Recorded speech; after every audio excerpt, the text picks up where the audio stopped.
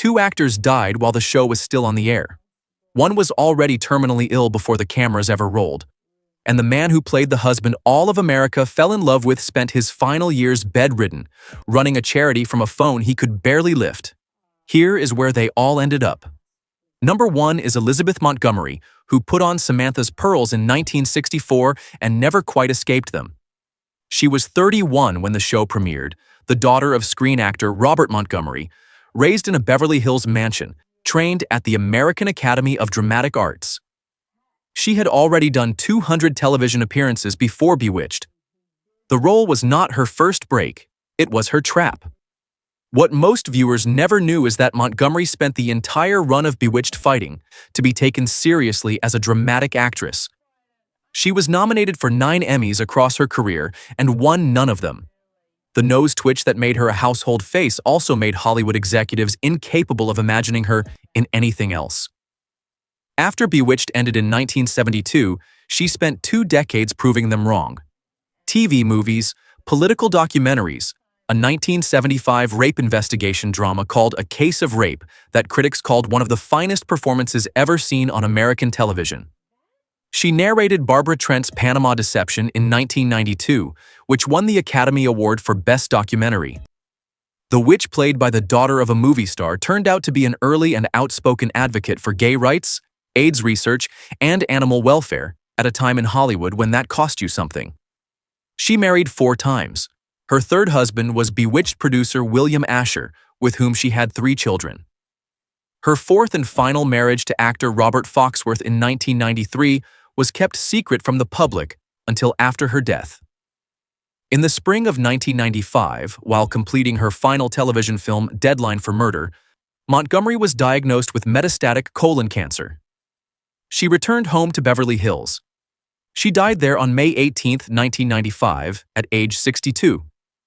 Foxworth and her 3 children were at her side. She was cremated. Her ashes were not publicly disclosed.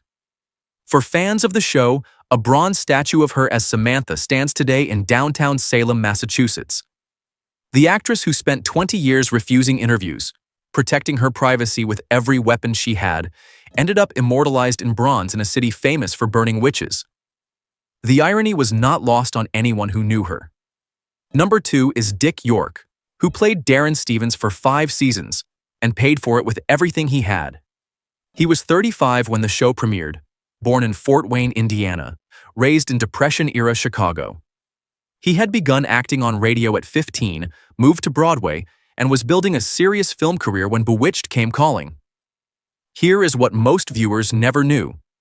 In 1959, 5 years before the show, York was filming a Western called They Came to Cordura alongside Gary Cooper. He was operating a railroad handcar on set. The director called cut. Every other man let go of the handle. York was the only one still holding it when another cast member's entire body weight came down on the mechanism. The muscles along the right side of his back tore clean through. He described the moment himself, years later. The pain, the painkillers, the addiction, and the lost career that followed. By the time he arrived on Bewitched, the addiction was already there. The production adapted around him. Special furniture was built into sets to support his spine. He filmed in agony through 170 episodes. In 1969, he collapsed on set and was taken to hospital. He never went back. He left in an ambulance and never said publicly that he had been pushed out. After the show, his real estate investments failed. By the mid-1970s, he was on welfare, raising 5 children with his wife Joan, who had married him in 1951 and never once left.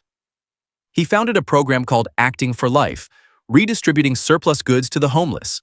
He ran it from his bed, on a telephone, because he could no longer stand long enough to run it anywhere else. York died on February 20, 1992, in East Grand Rapids, Michigan, at age 63, of emphysema and a degenerative spine that had been breaking down for 33 years. He is buried at Plainfield Cemetery in Rockford, Michigan. The man who played the most patient husband in American television history spent the last decade of his life unable to walk, giving away what little he had left to people who had even less. Number 3 is Agnes Moorehead, who played Endora and who had been one of the most respected actors in America long before anyone asked her to be a meddling mother-in-law. She was 63 when the show premiered, though she would not have told you that. Moorehead was born in Clinton, Massachusetts on December 6, 1900, the daughter of a Presbyterian minister. She had a PhD in literature from Bradley University, had taught high school, coached state championship debate teams, and by 1929 was performing at the American Academy of Dramatic Arts alongside Rosalind Russell. What most viewers never knew is that Moorehead initially turned down the role of Endora. She had no interest in children's comedy and expected the show to fold within a season. She only reconsidered after Elizabeth Montgomery tracked her down personally in a department store and asked her face-to-face. That accidental conversation in a shopping aisle gave American television one of its most beloved characters. Her credentials before Endora were immense. She was a founding member of Orson Welles' Mercury Theater. She appeared in Citizen Kane in 1941. She received 4 Academy Award nominations across her career. She was the first woman ever to co-host the Oscars, alongside Dick Powell in 1948. She hated being remembered for Bewitched above all of it. In 1955, Moorehead had filmed The Conqueror in Utah, alongside John Wayne and Susan Hayward. What the production did not know at the time was that the filming location sat directly downwind of a United States nuclear testing site. Wayne died of cancer. Hayward died of cancer. Director Dick Powell died of cancer. Moorehead died of cancer. Of the 220 cast and crew members on that film, 91 later developed cancer. Whether the connection was proven or not, the numbers were difficult to ignore. Moorehead died of uterine cancer on April 30, 1974, in Rochester, Minnesota, at age 73.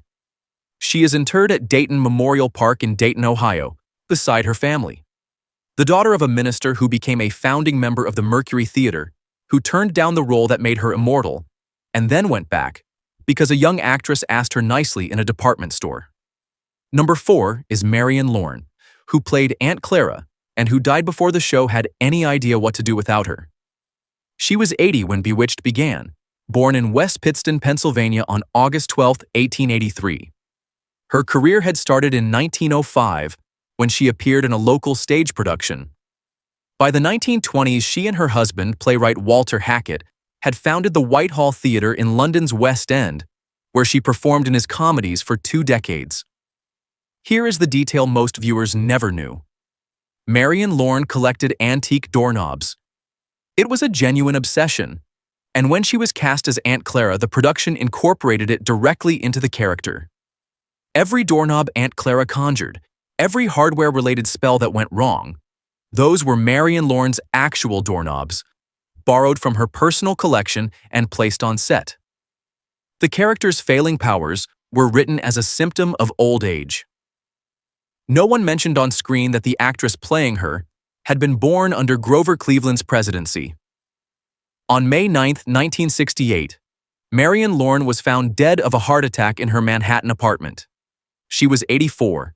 She died 10 days before she was awarded a posthumous Emmy Award for Outstanding Supporting Actress in a Comedy Series, the first and only Emmy of her career, given to a woman who could no longer receive it. The show's producers never addressed her absence. Aunt Clara simply vanished. A character who had lived for centuries on screen was quietly replaced because no one could figure out how a witch could die. She had also appeared that same year in one final film role, The Graduate. A Pennsylvania girl born in 1883 ended her career sharing a screen with Dustin Hoffman. Number 5 is Alice Pearce, who played the nosy neighbor Gladys Kravitz and who was already dying when the first episode aired. She was born in New York City in 1917 and was 47 when Bewitched premiered. She had come up through Broadway, earning a Tony nomination for the original production of Gentlemen Prefer Blondes in 1949, before moving into television. What most viewers never knew is that Pearce had been diagnosed with ovarian cancer before a single episode of Bewitched was filmed. She told no one on the production. Through the first 2 seasons, her weight loss became impossible to hide.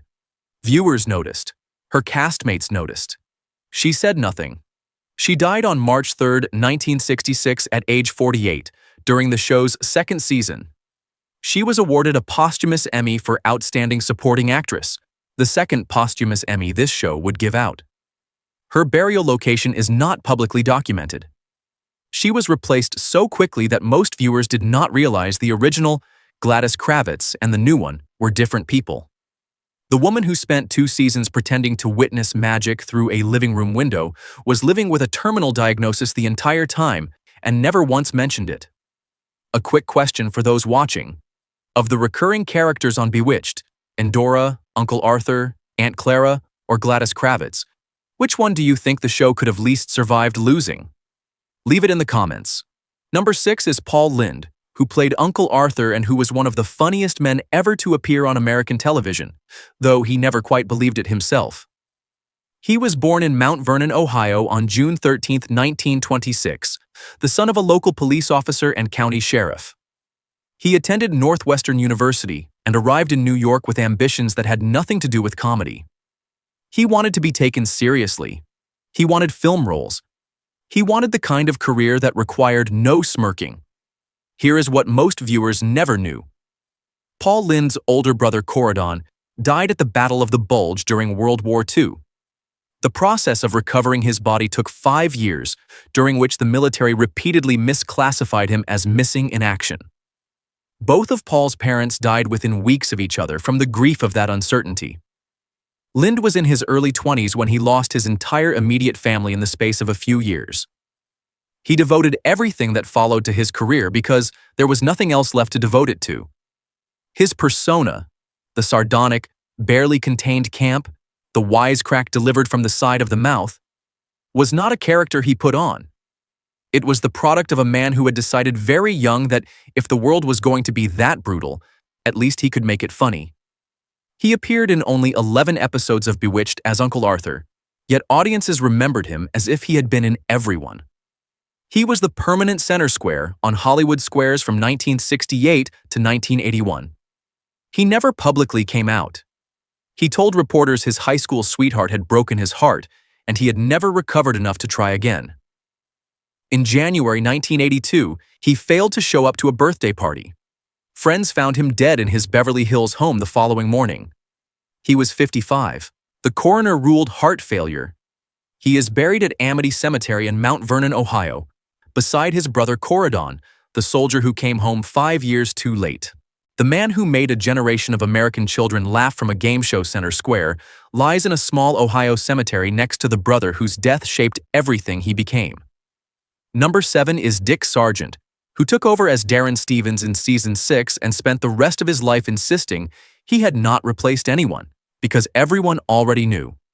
He was born in Carmel, California on April 19, 1930. He was 39 when he stepped into a role that had already been defined by someone else in a show whose best years were behind it. He played Darren for 3 seasons.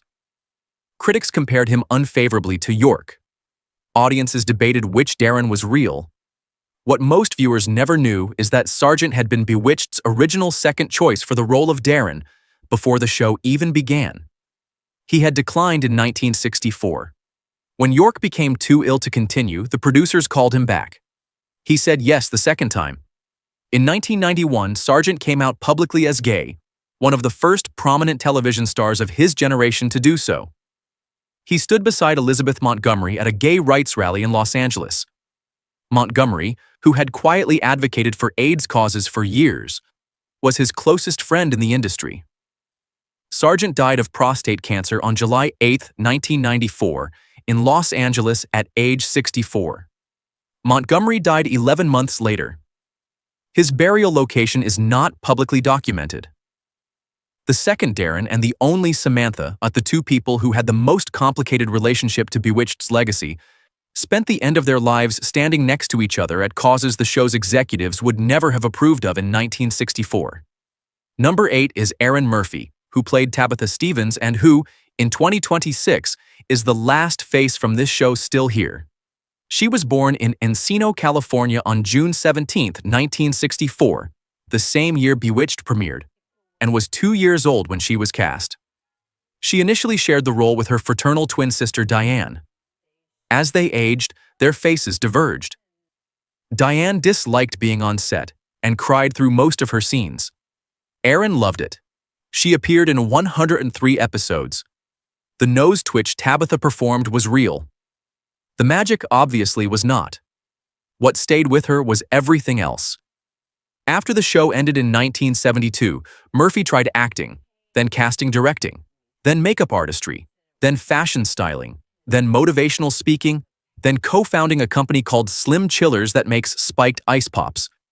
She raised 6 children. She married 3 times, currently to Darren Dunkel since 1998. In March of 2026, she posted to social media that she had signed contracts and attended a wardrobe fitting. A new project. Fans immediately speculated about a Bewitched reboot. A modern version was already in early development at Fox, produced by Sony Television, built around a new Samantha and a new Darren. Murphy has said she would be open to it, under the right conditions. She is 61 years old. She was 2 when this began. She is the only one left. 62 years after the first episode aired, the only survivor is the child who could not yet talk when she walked onto the set. Every adult who made that show, every witch and warlock and nosy neighbor and long-suffering husband, is gone. The magic they made is still running in syndication somewhere right now, on a channel you could find in the time it takes to read this sentence. The little girl who twitched her nose and inherited the whole thing is in California, signing contracts, still in the business, still the last one standing. If this brought back a memory, leave a comment. Tell me which Bewitched character stayed with you and why.